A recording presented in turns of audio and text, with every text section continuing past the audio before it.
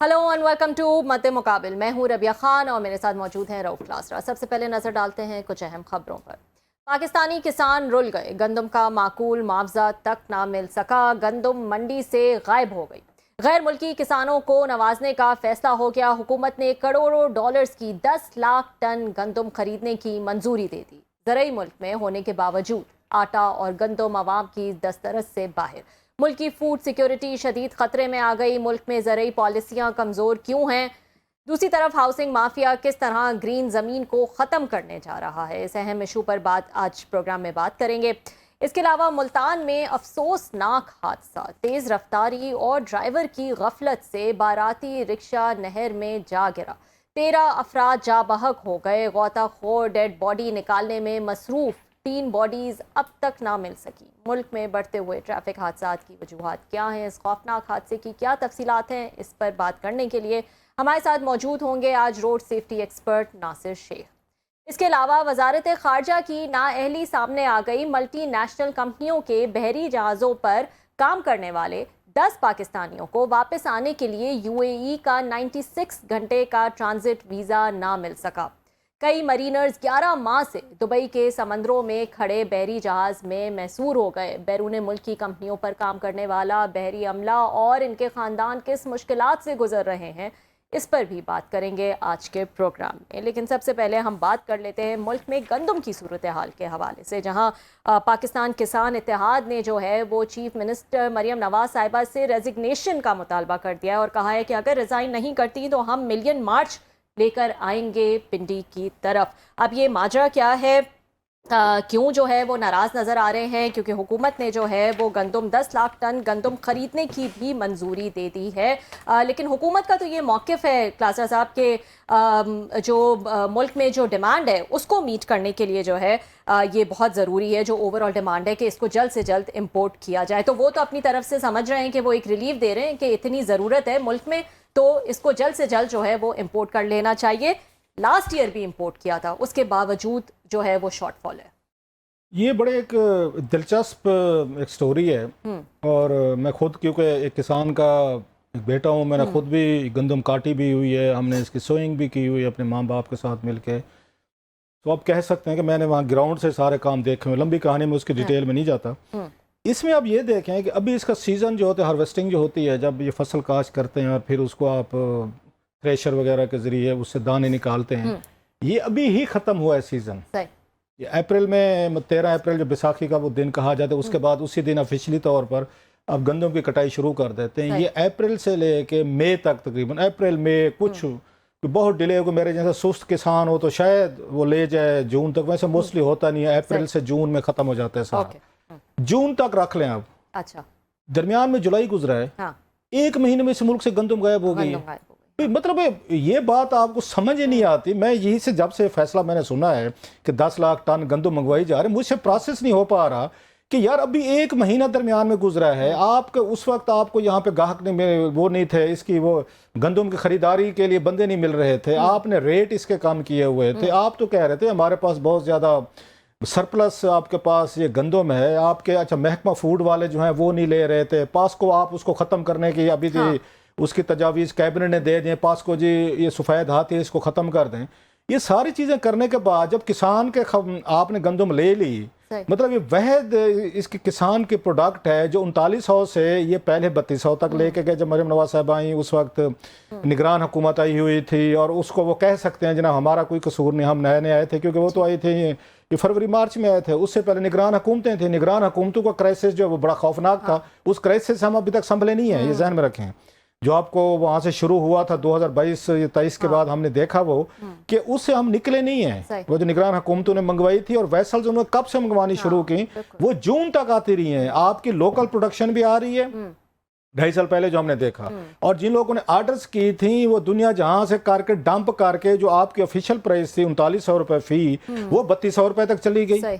अच्छा, वो ये क्योंकि निगरान हुकूमतें जो हैं वो किसी को जवाबदेह नहीं होती, उन्होंने खुल खेलें। वो इंपोर्ट वालों ने पैसे बनाए, माल बनाया, बड़ा उन्होंने लंबा माल किया। यही उसी वक्त दिया गया कि जनाब के ना हो जाए, शॉर्टेज ना हो जाए। बस चलो जी ठीक है, कुछ आपने क्वांटिटी मंगानी होती, लेकिन आपने वहाँ पे अब फरवरी तक चलो आ गई है मान लिया, آپ کی مارچ اپریل مئی اور جون تک کی ویسلز آتی رہی ہیں اس دور میں. تو آپ نے کسان کو بہت بڑا جھٹکا لگا. بلینز آف روپیز جو آپ کے شہروں سے رورل اکانومی میں جاتے ہیں, جس کی بنیاد پہ سارا 2-3 کیش کراپس ہیں جو میجر ہیں, یا کاٹن ہے یا ان کی گندم ہے یا سبزیاں وغیرہ. گنا تو 1 سال کی کراپ ہے, وہ آپ کی کیش کراپ اس طرح نہیں سمجھی جاتی امیڈیٹ. یہ 3-4 یہ کراپس ہیں.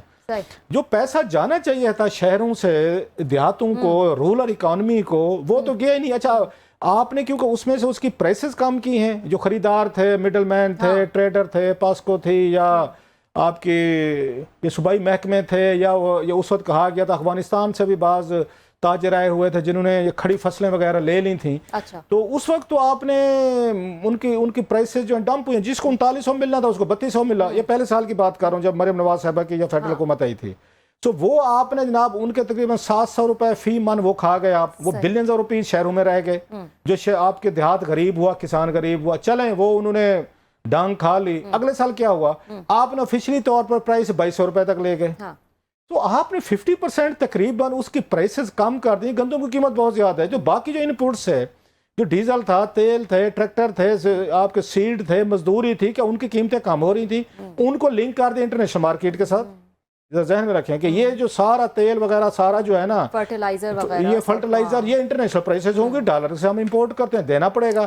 پاکستانی جو کسان تھا اس کی قیمت آپ نے تقریباً 4000 سے آپ نے 2200 کر دی. 2000 روپے تقریباً فی من آپ نے اس کو ڈز ماری.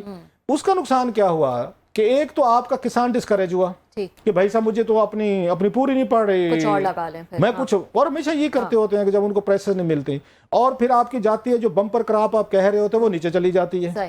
وہ آپ کو پھر آپ کو باہر سے منگوانی پڑتی ہے. اس کا نقصان یہ ہے کہ رورل آپ کے دیہاتوں میں غربت کمپیریٹیولی زیادہ ہوئی. لوگ پھر آپ کے شہروں کی طرف آنا شروع کر دیتے ہیں. تو اب آپ کا یہ پچھلے 2019 سے پہلی دفعہ ہم نے منگوائی تھی, ذہن میں رکھیں. اچھا, اس سے پہلے ہماری سرپلس ہو رہی تھی. پیپلز پارٹی کو یہ کریڈٹ دیں کہ انہوں نے ویٹ سپورٹ جو ہے نا انہوں نے بڑھائی تھی. یہ ان کے دور میں بڑھی, پھر بعد میں اس کے بعد خان صاحب نے بھی بڑھائی, جب ان پہ وہاں سندھ حکومت نے بڑھائی. تو اس کے باوجود ایک گندم کا سکینڈل آیا تھا, آٹا سکینڈل آیا تھا خان صاحب کے دور میں. اس وقت بھی یہی کچھ ہوا تھا کہ یہ گندم جو ہے باہر بھیج دی گئی, اور کچھ دن بعد پتہ چلا ملک میں تو گندم ہی نہیں ہے, پھر امپورٹ کر لو. میں بھی یہ ڈیٹا دیکھ رہا, 2019 میں کی, 2020 میں کی, 2021 میں کی, 2022 میں کی, پھر ہم نے جب نگران حکومتیں پھر کی, اور آپ پھر کر رہے ہیں. مسلسل آپ 5-6 سالوں سے یہاں پہ یہ ملینز آف ڈالرز نہیں ہے, یہ بلینز آف ڈالر کی آپ نے گندم, ساتھ میں اگر چینی ملوا لیں تو آپ نے اربوں ڈالر. ایک زرعی ملک ہے, ایک کسانوں کا ملک ہے, اس ملک کی گندم, چینی اور دالیں اور باقی چیزیں باہر سے منگوا رہے ہیں. جو بات وہ ہمارے لوگ کرتے ہیں کہ اپنے لوگوں کو پیسہ نہیں دے رہے. اور شوگر میں تو ہم پہلے جو ہے وہ ماشاءاللہ ایکسپورٹ کر دیتے کہ ہمارے پاس بہت ساری ہے, پھر ہم کہتے ہیں پھر ہم اس کو امپورٹ کرتے ہیں. اس پہ تو ہم کئی دفعہ جو ہے وہ اس چیز کو جو ہے وہ اٹھا چکے ہیں. 2 فیکٹرز جو اس میں آپ نے جن کا ذکر کیا ہے, وہ تو ان کا کہنا ہے کہ آئی ایم ایف کی یہ ریکوائرمنٹ تھی پچھلے 2 سالوں میں کہ حکومت پروونس جو ہے حکومتیں وہ پروکیور نہیں کریں گی گندم, اور جو سپورٹ پرائس ہے اس کو جو ہے وہ ختم کیا جائے. تو وہ تو کہتے ہیں کہ یہ this is happening under the pressure of I M F. نہیں تو پھر کدھر گئی ہے گندم؟ چلو آئی ایم ایف کا پریشر تھا, مان لیا بھائی. آئی ایم ایف جب آپ امپورٹ کر رہے ہوتے اس وقت آئی ایم ایف کچھ نہیں کہتی کہ یہ ڈالر آپ انہیں سے قرضہ لے کے آئی ایم ایف سے لے کے, بالکل, پھر آپ کے فارن ایکسچینج ریزرو پہ کتنا پریشر پڑتا ہے, اتنا پریشر پڑتا ہے. مطلب آئی ایم ایف کی مجھے سمجھ نہیں آتی کہ بھئی آپ لوگ ان سے جب نیگوشیٹ کر رہے ہیں ان کو سمجھا نہیں ہو رہے ہوتے کہ ہماری اکانومی جو ہے ہم آپ سے پھر قرضے لینے آئیں گے. 1 مہینے کے اندر گندم کہاں غائب ہو گیا. یہ نیا تماشا اس ملک میں ہم نے دیکھا ہے کہ ایک دن یہ کہتے ہیں سرپلس ہو گئی ہے, یہ شوگر والے کہتے ہیں. اچھا شوگر والے دلچسپ ہیں سب سے زیادہ, سال میں 2-3 دفعہ وہ امپورٹ ایکسپورٹ کرا لیتے ہیں, اور وہ ہر حکومت میں وہی سائیکل گھوم رہا ہے, وہی فارمولا گھوم رہا ہے. وہ سارے وہی لوگ ہیں, ہر پارٹی میں بیٹھے ہوئے ہیں. شوگر جو ہے اگر آپ دیکھیں اٹس اے پولیٹیکل اکانومی دیکھیں شوگر کی, یہ تمام رولنگ لیڈ کے تمام پارٹیز کے لوگوں کی جو بڑے بڑے بگ گنز ہیں, اس معاملے میں کوئی لڑائی بحث نہیں ہے. شوگر والے معاملے پہ اکٹھے ہیں سارے, one for all, all for one, سب تعاون کر رہے ہیں, بالکل تعاون کرتے ہیں. یہ کیا کرتے ہیں, ایک دن آئیں کہ ہمارے پاس سرپلس ہے, چینی پڑی, ہم کسانوں کو پیسے نہیں دیں گے, کہاں سے دیں گے, ہاں بھی فوراً کرو. یہ ابھی کی بات ہے, इन्होंने एक्सपोर्ट कर दी।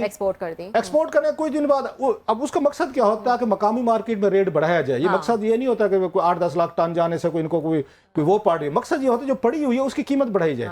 तो 15-20 8-10 मिलियन बहर भेज देती हैं और वो दिखा देती हैं जनाब के $200 मिलियन, $250 मिलियन, और वो भी चाइना या अफगानिस्तान वगैरह को पहले चली जाती थी। जो ही बहर जाती है लोकल मार्केट की प्राइसेस बढ़ती हैं, 200 रुपए 250 रुपए तक 1 किलो पे, वो आराम से पैसे बिलियंस बना के उसके बाद कहते हैं वो तो खत्म हो गई है।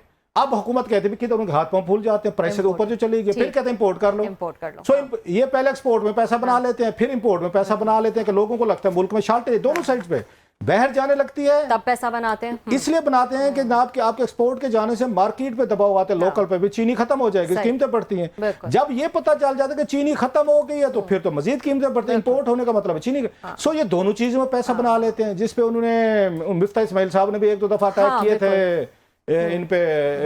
ये हो गए अब इसहाक डार साहब पे और ये शहबाज शरीफ साहब पे कि भाई साहब आपके बच्चों को तो शुगर मिले हैं, आप लोग तो इसमें पैसा बना रहे हैं, आपके तो कन्फ्लिक्ट ऑफ इंटरेस्ट है। अब गंदम की बारी लग गई है। मतलब 1 महीने में मैं हैरान हूँ। ज़राई मुल्क है ये, ज़राई मुल्क है। गंदम, चीनी, आटा, दालें, शालें, मालें हम बाहर से मंगवा रहे हैं। और फिर IMF कहती है आपने खरीदना नहीं है, तो फिर गिनते गई है गंदम। भाई मुल्क के बॉर्डर आपने सील क्यों? अफगानिस्तान के सबसे ज्यादा जाते थे, ट्रेड बंद हुई आपके उनके साथ, बॉर्डर बंद है, तो इसको जमीन खा गई, आसमान खा गया। जिन भूत हैं सारी की सारी गंदम को उड़ा के ले गए, अब बाहर से मंगवा लें। दूसरी तरफ $1-1 आप बाहर से वो ले रहे हैं। बिल्कुल। और अच्छा इन्होंने ना डराने के लिए IMF रखी हुई है। IMF इनको तनख्वाहें बढ़ाने पे कुछ नहीं कहती, इनको पर्क्स बढ़ाने पे कुछ नहीं कहती, इनको जहाज लेने पे कुछ नहीं करती, इनके अलाउंसेस पे कुछ नहीं कहती, इनकी इंपोर्ट एक्सपोर्ट किसी पे कुछ नहीं कहती। हर चीज का एक्सक्यूज IMF है। IMF है। अगर वो गंदम का मसला आ गया, किसानों का मसला आ गया है, उस बेचारे चिल्ड्रन ऑफ लेसर गार्ड का मसला, IMF का जिन दिखा देते। IMF नहीं मानते। अब IMF को क्या हमारी गंदम पूरी कर नहीं जाए ना, उनको दिखाएं कि भाई साहब हमने आपके कहने पे नहीं खरीदी, हमने आपके कहने पे कुछ नहीं किया, अब हमें वो करके दें। 10 लाख टन हम मंगवा रहे हैं और 2019 से मुसलसल ये काम चल रहा है। अपने किसान को नहीं दी, बिल्कुल बैठ के किसान को पैसे देंगे, डॉलरों में देंगे। बिल्कुल। और फाइनली जो है वो हुकूमत ने अप्रूव कर दिया है। उन्होंने कहा है कि 10 लाख टन गंदम जो है वो ख़रीदने की मंजूरी दे दी है। लेट्स सी के इस डिसीजन के बाद जो है वो गंदम की प्राइसेस के हवाले से क्या होगा। लास्ट ईयर भी जो है वो वीट इंपोर्ट की गई थी 3.5 मिलियन टन, तकरीबन $1 बिलियन की। और इस साल फिर जो है वो कहा जा रहा है कि शॉर्टेज है गंदम की, इसको इम्पोर्ट करना पड़ेगा। नाज़रीन एक ब्रेक शामिल कर लेते हैं। ब्रेक के बाद एक और अहम स्टोरी आपके सामने रखेंगे। बड़ा ही अफसोसनाक वाक़या पेश आया मुल्तान में, और तेज़ रफ्तारी की वजह से, ड्राइवर की गफलत की वजह से बाराती जो है वो रिक्शा जो है वो नहर में जा गिरी और इसमें 13 अफराद जा बहक हो गए। क्या मामला है, कैसे हुआ ये हादसा, हम इस पर बात करेंगे। और हमारे साथ मौजूद होंगे road safety expert Nasir Sheikh. C you after short break. Welcome back नाजरीन। एक नहायती अफसोसनाक एक्सीडेंट जो है वो पेश आया मुल्तान में, और तेज़ रफ्तारी और ड्राइवर की गफलत की वजह से 13 अफराद एक ही ख़ानदान के जो कि बाराती थे, रिक्शा में मौजूद थे, वो जो है वो जाकर नहर में गिर पड़ी और 13 अफराद जो है वो इसमें जा बहक हो गए। क्या मामला है ये, इस पर हम बात कर लेते हैं। Road safety expert Nasir Sheikh हमारे साथ मौजूद हैं। इन्हीं से पूछते हैं कि खौफनाक हादसा कैसे पेश आया। अस्सलाम वालेकुम नासिर साहब, बहुत शुक्रिया ज्वाइन करने के लिए। वालेकुम अस्सलाम। पहले तो मैं ये तस्दीक कर दूं कि ये जिला मुल्तान का वाकया नहीं है, ये जिला कोटअद्दू जो नए जिला बने उनमें है। सही जी, ठीक है जी। नासिर साहब कुछ जी, इसमें कुछ वाकया यूं हुआ कि एक मशहूरी बरादरी है, पूरी बरादरी है, कम्युनिटी है, उनका मैरिज सेरेमनी थी, शादी का फंक्शन था, और ये कोई दौरानिया जो उनके घर से लेकर जिस जगह बारात जानी है 9 किलोमीटर का फासला था। तो इन लोगों ने अपनी गुर्बत की वजह से रिक्शों का इंतखाब किया। आजकल ये फट्टा रिक्शा चला होता है, मोटरसाइकिल के पीछे पूरा सा फट्टा लगा होता है और उसके ऊपर लोग बैठ जाते हैं। तो ये तकरीबन कोई 60-70 के करीब लोग थे जो कि 3 रिक्शों पर बैठकर और अपनी बारात लेकर गए मुकाम पर जहां जाना था। वहां से वापसी पर अड्डा हुसैन शाह का एक इलाका है, जब यहाँ पहुंचे तो एक रिक्शे पर 26 सवार थे, उनमें ज्यादा तादाद बच्चों की थी। उन्होंने बच्चों को भी उस रिक्शे पर ज्यादा तादाद में सवार कर लिया। एक रिक्शे पर 26 लोग सवार थे। रेड ही होती है लगी 26 लोग जी। उसके साथ रेडी लगी होती। थोड़ा आप एक्सप्लेन कर देना नासिर साहब कि वो सिर्फ मतलब मोटरसाइकिल का मुराद ये होता है रिक्शे का कि पीछे एक बड़ी सारी उन्होंने एक फट्टा टाइप मेरा ख्याल है रेड ही बनाई हुई होती है, if I am not wrong. जी बिल्कुल अब जरा जी बताएंगे ना बिल्कुल व्यूअर वही को, क्योंकि बिल्कुल बहुत सारे एग्जैक्ट लोगों को नहीं समझ आएगी कि एक हाँ जी एक हाँ जी रक्शे पे कैसे 20-22 लोग आएंगे। हाँ जी फटा रिक्शा होता है उसके ऊपर सब लोग बैठे हुए थे। जिला कोटद्दू में सही। इस टाइप के रिक्शों की भरमार है। तो अच्छा। पूरी बारात आ रही थी और ड्राइवर जिसकी उम्र 35 साल है, नदीम नाम है उसका। जी। और ये तीनों रिक्शे एक दूसरे के साथ, शाम का टाइम था, मगरिब से कुछ देर पहले जल्दी से जल्दी अपनी मंजिल पर पहुंचना चाहते थे। हालांकि कोई लंबा फासला नहीं था, लेकिन चूंकि ये ओवरलोड था और कुछ लोग बताते हैं कि तीनों रिक्शे एक दूसरे के मुकाबले पर चल रहे थे हम्म। और जो लोग बाराती एंजॉय कर रहे थे, हाहाकार मची हुई थी, एंजॉय कर रहे थे।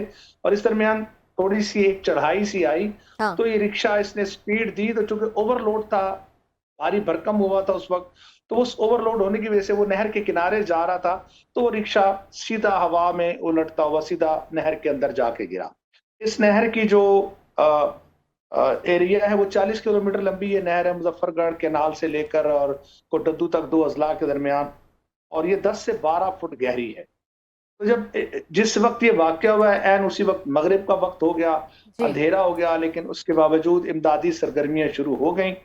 लेकिन कुछ कम रोशनी की वजह से और कुछ पानी की गहराई की वजह से, और आजकल नहरों में पानी का फ्लो जरा ज्यादा है, सही। उस फ्लो की वजह से काफी सारे लोग जो हैं वो डूब गए। तो नासिर साहब, 18 ये के रास्ता करीब जो लोग था, थे। ये जी। रास्ता जो था, ये नहर के साथ साथ ये कच्चा रास्ता था?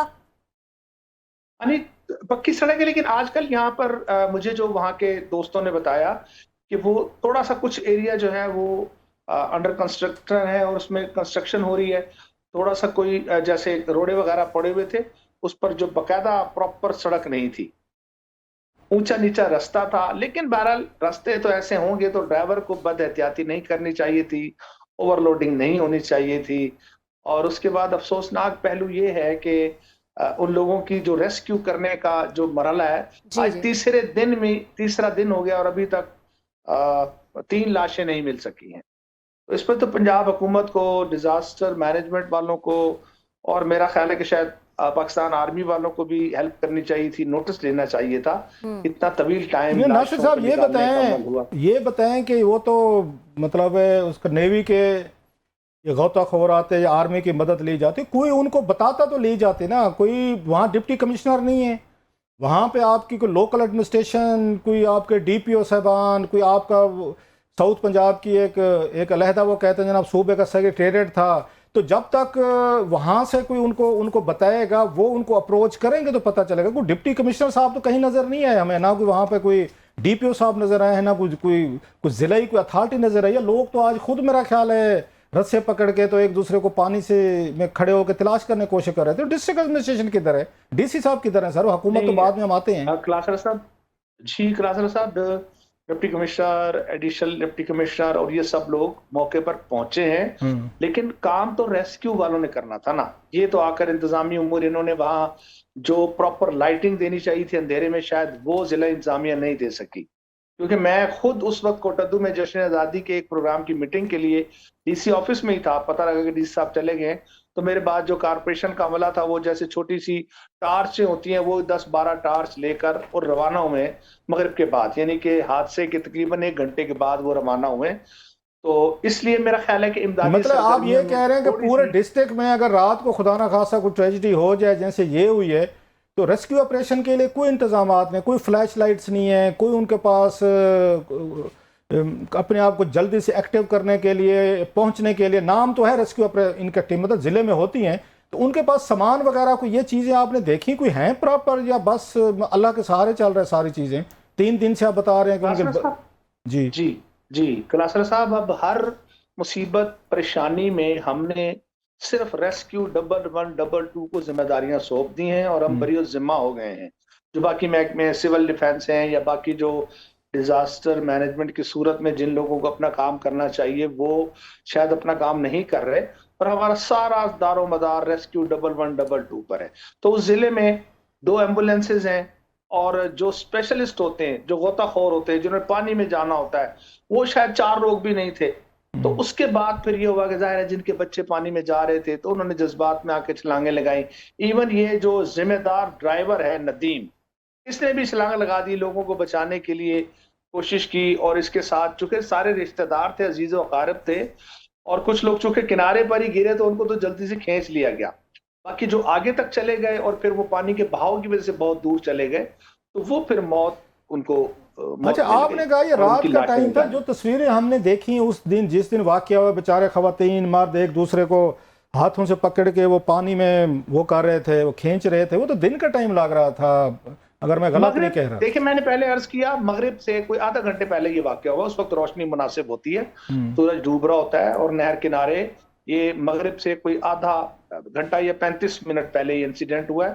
اور پھر بعد میں جیسے جیسے اندھیرا آتا گیا نہیں تو یہ ڈپٹی کمشنر صاحبان نے پنجاب حکومت کو کہے کہ یا وہاں پہ انہوں نے خود نہیں اپروچ کیا کہ ہمیں یہاں پہ آپ یہ نیوی کو کہیں یا ہمیں کوئی ایسے وہاں پہ ان کے اسپیشلسٹ جو غوطہ خور ہیں وہ ہمیں دیے جائیں. مطلب 3 دن بعد لوگ خود پانی میں ہو کے وہ باڈیز ڈھونڈ رہے ہیں. وہ ٹھیک ہے موقع پہ پہنچ گئے ہوں گے، وہ فوٹو شوٹو وہ ویڈیو بھی بن گئی ہوگی، مان لیا انہوں نے سب کچھ کیا ہوگا، لیکن آج تو لوگ خود، آپ نے بھی وہ ویڈیوز دیکھی ہیں، پانی میں خود جو علاقے کے لوگ ہیں وہ یہ پانی کے اندر کھڑے ہوئے ہیں ایک لائن بنا کے اور وہ باڈیز ڈھونڈ رہے ہیں. تو اس کے بعد ڈسٹرکٹ ایڈمنسٹریشن کہیں نظر نہیں آ رہی آپ کو؟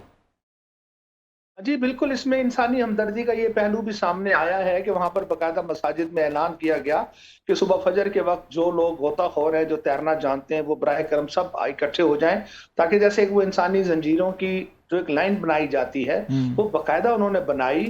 اور لیکن اس وقت تک دیر ہو چکی تھی، لاشیں شاید بہت آگے موو کر چکی تھیں پانی کے تیز بہاؤ کی وجہ سے. آج کل نہروں میں پانی بھی بہت ہے، فراوانی ہے، تو اس کی وجہ سے لاشیں بہت آگے چلی گئی تھیں اور اب تک 3 لاشیں جو ہیں وہ گم ہیں. تو اس پر ابھی کوئی ان کا مطلب ساری ایفرٹس کے باوجود کوئی وہ چیزیں نظر نہیں. کچھ لوگ تو یہ بھی کہتے ہیں صاف ظاہر ہے کہ جناب کہ لوگ جب اپنی وہ سیپریٹ فنڈز مانگتے ہیں، لوگ وہ ڈسٹرکٹ گورنمنٹس مانگتے ہیں، لوکل حکومتیں مانگتے ہیں، تو ان پہ کچھ دباؤ تو ہوتا ہے. اس وقت بیوروکریسی کہتے ہیں نہیں جناب کہ ہم یہ ساری چیزیں ہینڈل کر لیں گے. کتنے عرصے سے یہ سارے کے سارے لوگ جو ہیں بیٹھے ہوئے ہیں، اور میں تو یہ سن کر حیران ہو رہا ہوں کہ رات کے ان کے پاس لائٹنگ کا انتظام بھی نہیں ہے اگر خدا نخواستہ کچھ ٹریجڈی ہو جائے ان علاقوں میں. سر جی سر، یہ بڑا دیکھیں نا 40 کلومیٹر کا ایریا ہے نہر کے بالکل کنارے، وہاں کوئی اسٹریٹ لائٹ نہیں ہے، کوئی لائٹس نہیں ہے، وہ اندھیرے والا علاقہ ہے. اور پھر ہم اس کے 2 پہلو ہیں نا کلاسرا صاحب. ایک پہلو تو یہ ہے کہ ان لوگوں کی غفلت تو دیکھیں، پوری کی پوری برات ایک رکشے پر 26 لوگوں کا سوار ہونا، پٹا رکشہ ہو یا جو کچھ بھی ہو، یہ تو grains book of world record میں بھی ایسے نام نہیں ہوں گے. کچھ لوگ، ہماری بھی غفلت ایک کوتاہی ہے. آپ ٹھیک ہے، آپ اس کے دوسرے پہلو کی طرف جا رہے ہیں کہ امدادی سرگرمیوں میں تھوڑی سی دیر ہوئی ہے، رکاوٹ ہوئی ہے. جاری تو ہو گئی تھی امدادی سرگرمی، لیکن میں نے پھر وہی بتایا کہ وقت کا دورانیہ نہیں آئیڈیل تو چیک تو انہوں نے کرنا تھا نا. میں دو ایک تو یہ جس نے بٹھایا نمبر 1 اس نے بٹھایا، اگین ہی از رسپانسبل کہ آپ نے کیسے جہاں 25-26 لوگ بٹھا لیے نمبر 1.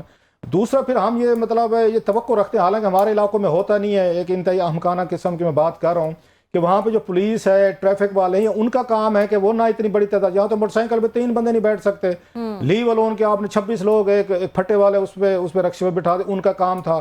اچھا تیسرا پھر سواریوں کو نہیں پتا ہوتا کہ ہمارا جو وہ تو جوش میں ہوتے ہیں، بلکہ وہ ان کو پمپ کر رہے ہوتے ہیں کہ جناب کے مقابلہ لگ گیا، 3 وہ تھے، انہوں نے وہ آگے بڑھ کے ہم پیچھے رہ گئے. بسز میں بھی ایسے ہی ہوتے ہیں، آپ تو رپورٹ کرتے رہتے ہیں ساری، کہ سواریاں ان کو پمپ کر رہی ہوتے ہیں کہ نا وہ بڑھ گیا کہ ہم سے تو پیچھے رہ گئے، وہ آپس میں مقابلے لگا لیتے ہیں. سر دیکھیں سر، آج کل جو ٹریفک پولیس ہے اس کو ہم کہہ سکتے ہیں کہ یوبیکوٹیس فورس ہے، ہر جگہ نظر آ رہی ہے لیکن چالان کرتے ہوئے. کیا اب میں تو کہتا ہوں کہ جس راستے میں یہ 8-9 کلومیٹر کا دورانیہ ہے، وہاں جتنے ٹریفک پولیس والے یا پولیس والوں کی ڈیوٹی ہو، ان کے خلاف نوٹس ہونا چاہیے کہ انہوں نے کیوں نہیں، اتنا بھرا رکشہ جا رہا ہے، اتنے لوگوں سے لدا پدا رکشہ جا رہا ہے، کسی نے نہیں روکا. اور اس کے بعد اتنا بڑا انسیڈنٹ ہوا، کسی نے اس ڈرائیور کو گرفتار نہیں کیا. ہی از دا ریسپانسبل. سر ڈرائیور جو ہے وہ بہت بڑا ذمہ دار ہے، اور ڈرائیور بھی ان کا رشتہ دار ہے، جو مرے ہیں اس برادری کا ہے، ممبر ہے، رشتہ دار ہے. انہوں نے اس کو گرفتاری سے بچایا ہے. کسی نے کہا جی ہماری لاشیں گئی ہیں تو آپ کو کیا ہے.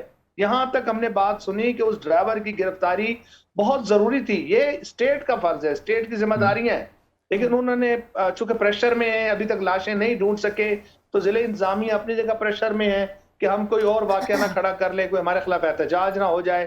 تو اس طرح سے وہ شیخ صاحب لاسٹلی آپ نے کہا ایکشن لینا چاہیے، بالکل ہم اس لیے تو بات کر رہے ہیں.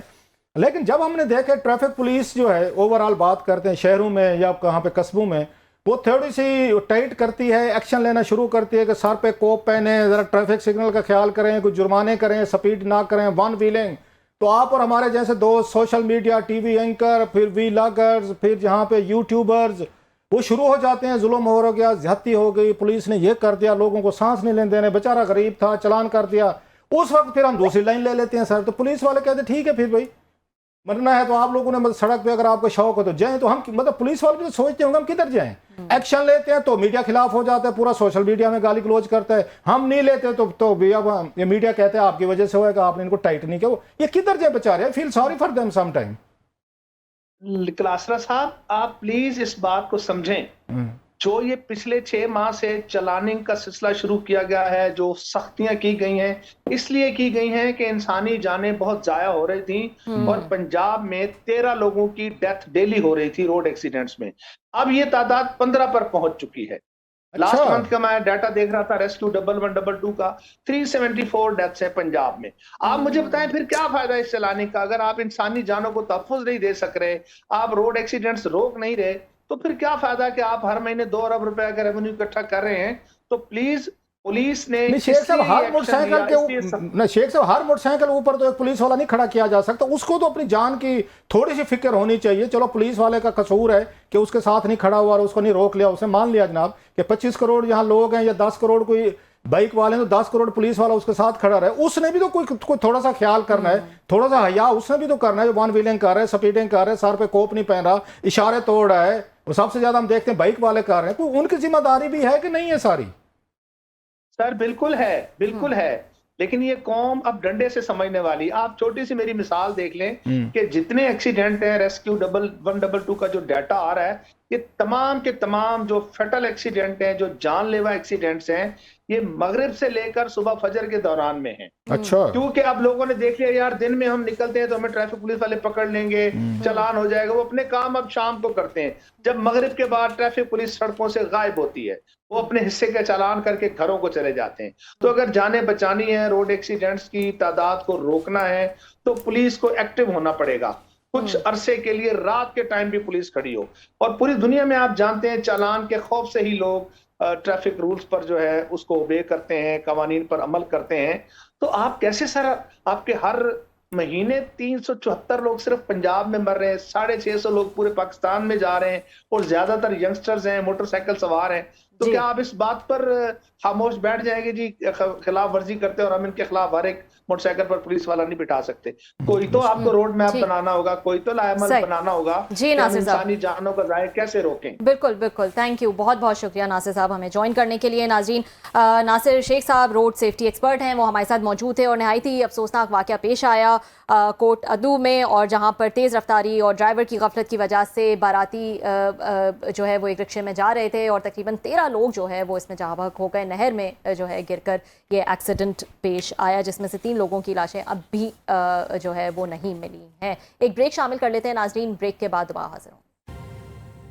ویلکم بیک ناظرین. ایک اور ایشو شامل کر لیتے ہیں آج پروگرام میں. وزارت خارجہ کی نااہلی جو ہے اس پر ہم بات کریں گے، اور ملٹی نیشنل کمپنیوں کے بحری جہازوں پر کام کرنے والے 10 پاکستانی جو ہیں ان کو واپس آنے کے لیے یو اے ای کا جو ٹرانزٹ ویزا ہوتا ہے، جو 96 ڈیز کا ٹرانزٹ ویزا ہوتا ہے، وہ بھی نہیں مل سکا. ہم جانتے ہیں کہ پچھلے کچھ عرصے میں یو اے ای کی جانب سے بہت زیادہ ویزا پہ سختیاں جو ہیں وہ کی گئی ہیں پاکستانیوں کے لیے، اور ٹرانزٹ ویزا زیادہ تر لوگ جو ہے وہ لگوا رہے تھے، اور وہاں سے جو ہے وہ اس میں بھی خیر مشکلیں جو ہیں وہ فیس کرنی پڑی تھی لوگوں کو.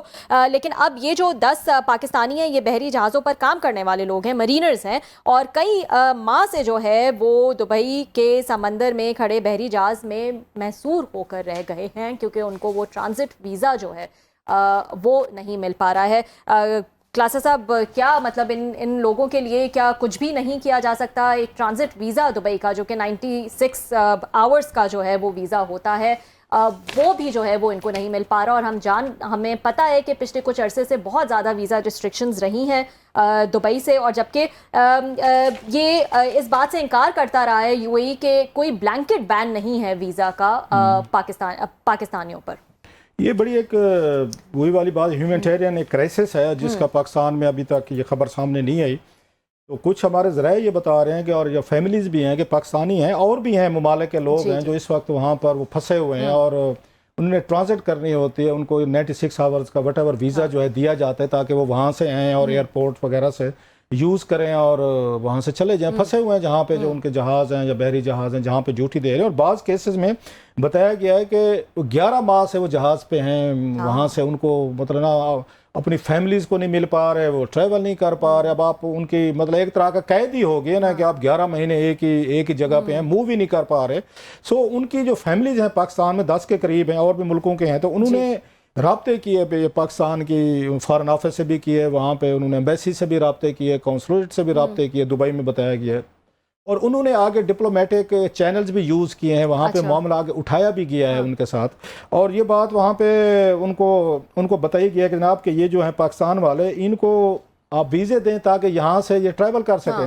تو اب تک یہ خبر آ رہی ہے کہ دبئی اتھارٹی نے ان کو ویزے نہیں دیے.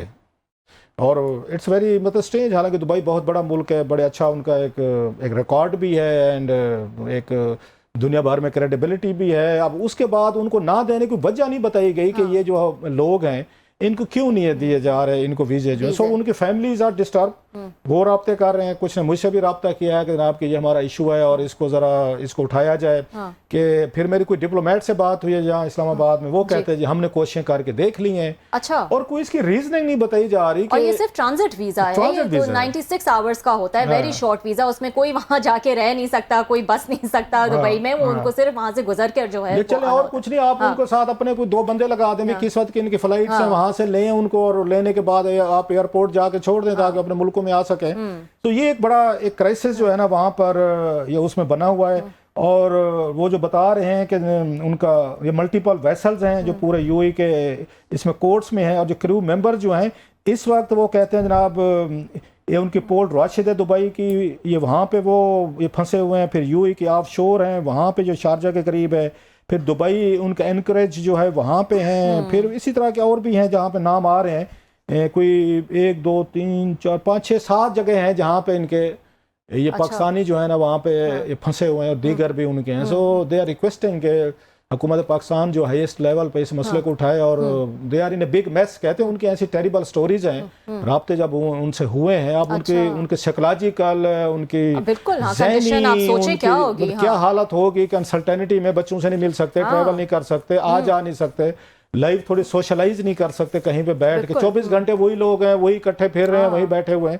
سو لیٹس سی 11 ماہ سے جو ہے وہ وہاں پہ پھنسے ہوئے ہیں. اور 96 آورز کا جو یہ ویزا ہوتا ہے دبئی کا ٹرانزٹ ویزا، وہ جو ہے وہ ان کو نہیں مل پا رہا ہے. اور جیسے کہ کلاسا صاحب نے بتایا کہ ایسا لگتا ہے کہ کوششیں بھی کی گئی ہیں بات کر کے کہ ان کو جو ہے وہ ان کے لیے کوئی ریلیف مل سکے جلد سے جلد تاکہ وہ اپنی فیملیز کو جو ہے وہ واپس آ سکیں. لیکن کوئی پروگریس جو ہے وہ اس پر نظر نہیں آئی ہے، اور کوئی ریزن بھی جو ہے وہ نہیں دیا گیا ہے کہ کیوں ان کو یہ ویزا نہیں دیا جا رہا ہے. ہم جانتے ہیں پچھلے کچھ عرصے میں بہت سخت ہو گئی ہیں یہ ویزا پالیسیز یو اے ای کی، لیکن ٹرانزٹ ویزا جو ہے وہ اسی لیے رکھا گیا ہے تاکہ اگر بہت ارجنسی ہے اور وہاں سے تھرو جانا ہے تو وہ ٹرانزٹ ویزا جو ہے وہ پرووائڈ کیا جا سکے. لیکن انفارچونیٹلی ان کو ٹرانزٹ ویزا بھی جو ہے وہ 10 پاکستانیوں کو نہیں دیا گیا ہے. ناظرین آج کے لیے اتنا ہی، پیر کو آپ سے پھر ملاقات.